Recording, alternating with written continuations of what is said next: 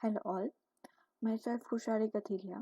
In this video, we discuss the example of query processing. Okay, so in last video, we discussed the steps of query processing. Okay, કે ત્રણ steps હતા parser and translator, second one હતું optimizer and third one હતું evolution. Okay, તો એ ક્વેરીનું જે કઈ steps query પ્રોસેસિંગના જે steps છે એની આપણે એક એક્ઝામ્પલ લઈને આપણે જોશું. ઓકે, તો ફર્સ્ટ જે હતું કે ક્વેરી પ્રોસેસિંગ સ્ટાર્ટ કરતાં પહેલાં એની માટે આપણી જે એક નીડ્સ હતી એ નીડ હતી કે આપણે રિલેશનલ એલ્જીબ્રા એક્સપ્રેશન મતલબ પાર્સર આપણે ચેક કરી લીધું કે આપણી સિન્ટેક્સ ગ્રામરલી આપણી જે ક્વેરી છે એ લખી છે એનું ગ્રામર કે એની સિન્ટેક્સ કે કાંઈ એમાં કોઈ મિસ્ટેક છે કે કાંઈ ભૂલ હોય તો આપણે ચેન્જ કરી લઈએ. પણ સેકન્ડ સ્ટેજ હતું એનું એ ટ્રાન્સલેટર શું છે તો કે એને આપણે કન્વર્ટ કરવાનું છે રિલેશનલ એલ્જીબ્રાના ફોર્મમાં ઓર સિમ્બોલિક રિપ્રેઝન્ટેશનમાં હાઈ લેવલ ક્વેરીને. ઓકે, તો એ હાઈ લેવલ ક્વેરીને આપણે કન્વર્ટ કરીએ સિમ્બોલિક રિપ્રેઝન્ટેશનમાં. એ કઈ રીતે કરશું એ આપણે અહીંયા આગળ જોવાનું છે. તો ફર્સ્ટ આપણું જે ક્વેરી હતી એ ક્વેરી સપોઝ કે મારું એક ટેબલ છે. ઓકે, ઇન્સ્ટ્રક્ટર કરીને એક મારું ટેબલ છે, એમાં 5000 રેકોર્ડ્સ છે, ટપલ્સ છે, રોઝ છે. ઓકે, 5000 જેટલી ટપલ્સ છે, એમાં મલ્ટિપલ કોલમ આવેલી છે. એમાં એક કોલમનું નામ છે સેલરી. એમ્પ્લોય મતલબ ઇન્સ્ટ્રક્ટર કોઈ એમ્પ્લોયની ડિટેલનું ટેબલ છે. ઓકે, એમાં સેલરી છે એ 5000 એમ્પ્લોયની સેલરીની ડિટેલ્સ આપેલી છે.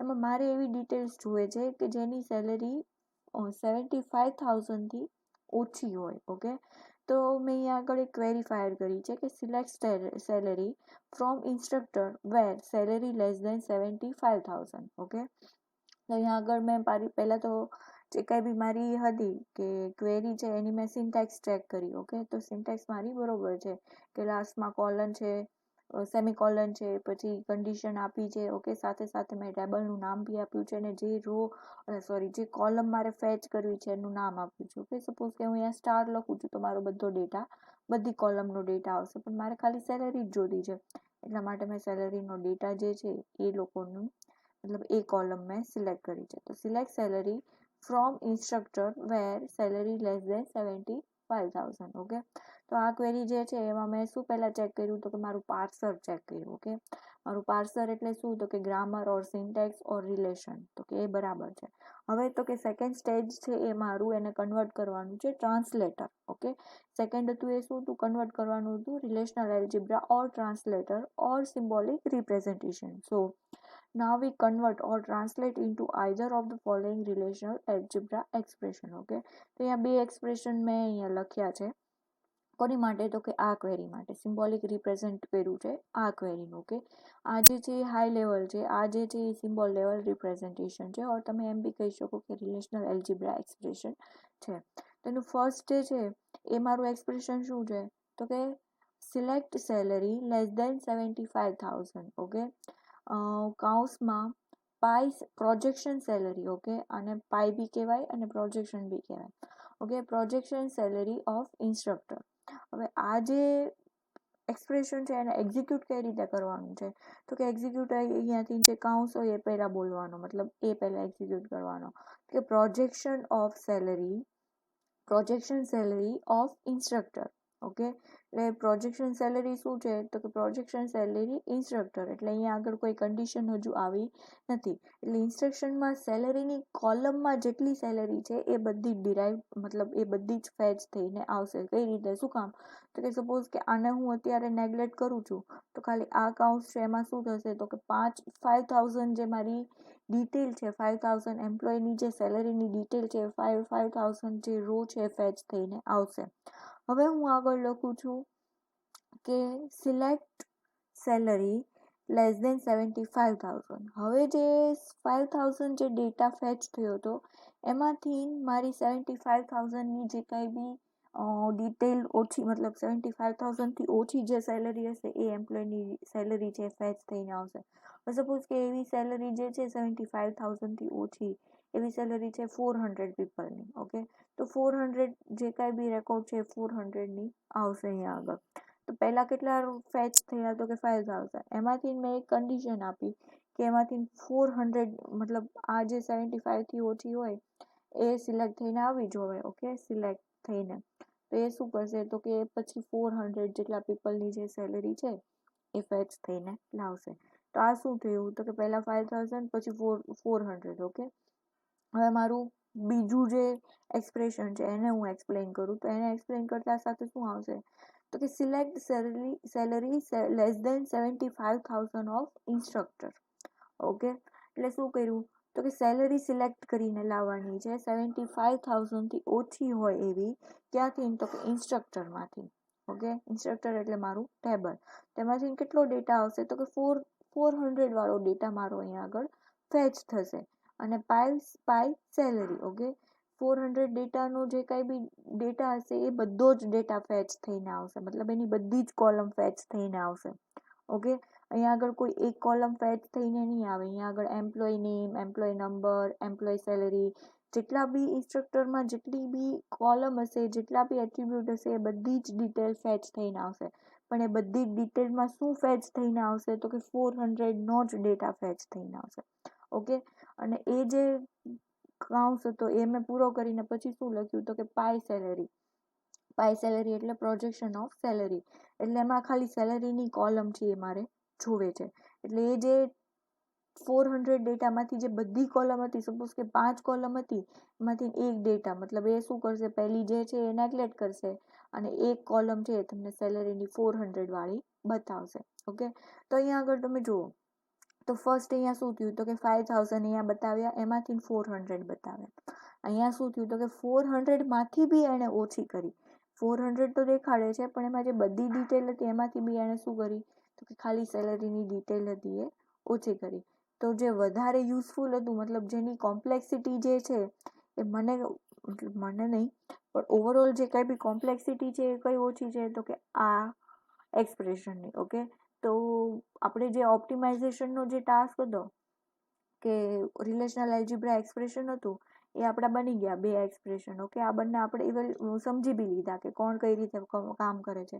તો ઓપ્ટિમાઇઝરનો ટાસ્ક શું હતો તો કે ઓપ્ટિમાઇઝરનો ટાસ્ક હતો કે choose a best query optimization with help of the statistical data.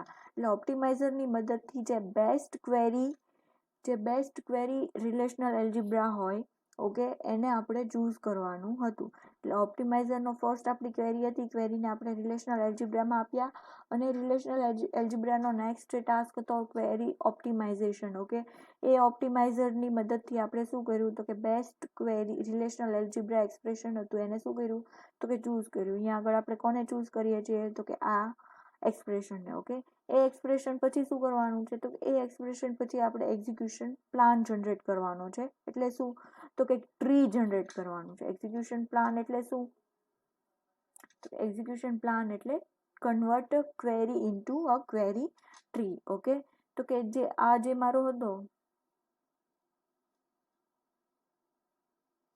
Okay, આ જે મારું એક્સપ્રેશન હતું એને મારે શું કરવાનું છે તો કે ટ્રીના ફોર્મેટમાં કન્વર્ટ કરવાનું છે. આ શું છે ક્વેરી ઇવેલ્યુએશન પ્લાન ઓર ક્વેરી ટ્રી. ઓકે, તો ક્વેરી ઇવેલ્યુએશન પ્લાન કઈ રીતે જનરેટ કર્યું તો કે પાઈ query.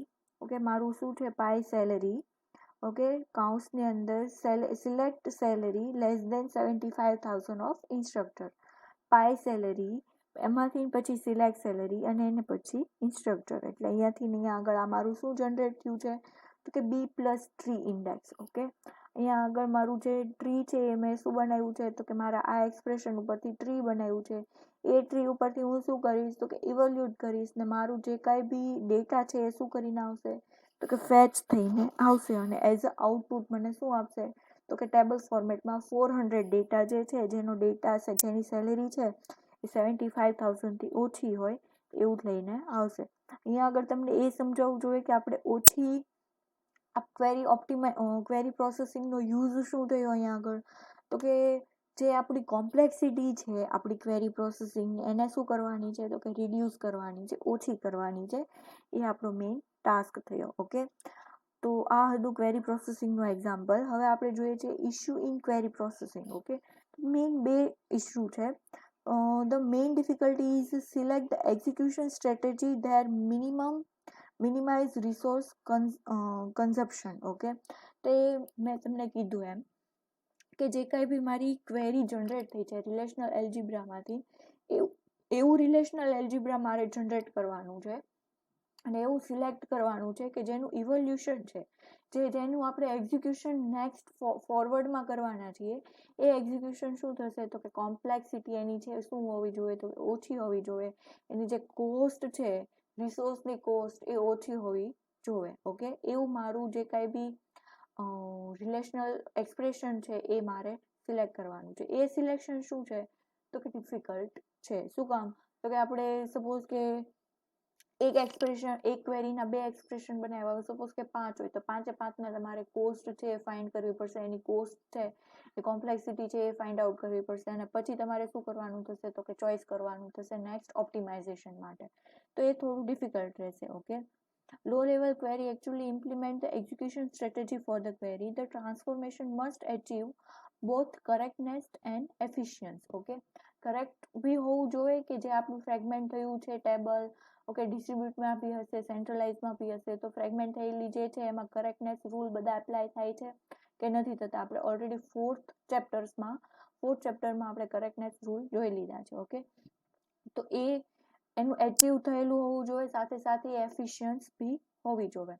It is a correct if the low level query has the same semantic as the original query, then if both query produce the same result. Okay, તો એટલે શું તો કે હાઈ લેવલ ક્વેરી જે હતી એને મેં શું કર્યું તો કે રિલેશનલમાં કન્વર્ટ કરી, રિલેશનલમાંથી બેસ્ટ જે હતું ઓછી કોસ્ટ વાળું એને મેં સિલેક્ટ કર્યું અને એનું જે કંઈ બી આઉટપુટ હતું એ મેં શું કર્યું જનરેટ કર્યું છે. ઓકે, એ જે જનરેટ કર્યું હતું એ જે આઉટપુટ હતું મારું, ઓકે, એ કોનું કહેવાય તો કે હાઈ લેવલનું. હવે સપોઝ કે હાઈ લેવલમાંથી ડાયરેક્ટ તમે જે આઉટપુટ છે એ તમે જનરેટ કરો ક્વેરી પ્રોસેસિંગ વગર અને તમે ક્વેરી પ્રોસેસિંગ સાથે એક્સપ્રેશન ચૂઝ કરીને તમે જે જનરેટ કરો એ શું હોવા જોઈએ તો કે બંને સેમ હોવા જોઈએ. એ આપણો એક કહેવાય ને કે પાછળથી આપણે ચેક કરવાનું કે બંને સેમ થાય છે કે નહીં, એ ટાઈપનું. ઓકે, તો well defined mapping from the relational calculus to relational algebra make the correctness issue easy. Okay, એટલે જે રિલેશનલ એલ્જીબ્રા જનરેટ કરવાનું જે છે, ઓકે, એ બી શું હોવું જોઈએ તો કે એ વેલ ડિફાઇન્ડ મેપિંગ થયેલું હોવું જોઈએ કે સપોઝ કે મારું જે આ જનરેટ થયેલું રિલેશનલ એલ્જીબ્રા છે એમાં કઈ વસ્તુ જે છે એ ખોટી ના હોવી જોઈએ. મતલબ એમાં કોઈ વસ્તુ જે છે જે આપણે આ જે સિન્ટેક્સ લખી છે એમાં ક્યાંય ભૂલ ના થવી જોઈએ. જો ભૂલ થશે તો જે આપણું ટ્રી છે એ જનરેટ ખોટું થશે ને એ ટ્રી પછી જે આઉટપુટ છે એ બી આપણું શું થશે તો કે ખોટું આવશે. ઓકે, તો આ જે હતા એ શું હતા તો કે issue in query processing. Okay, thank you.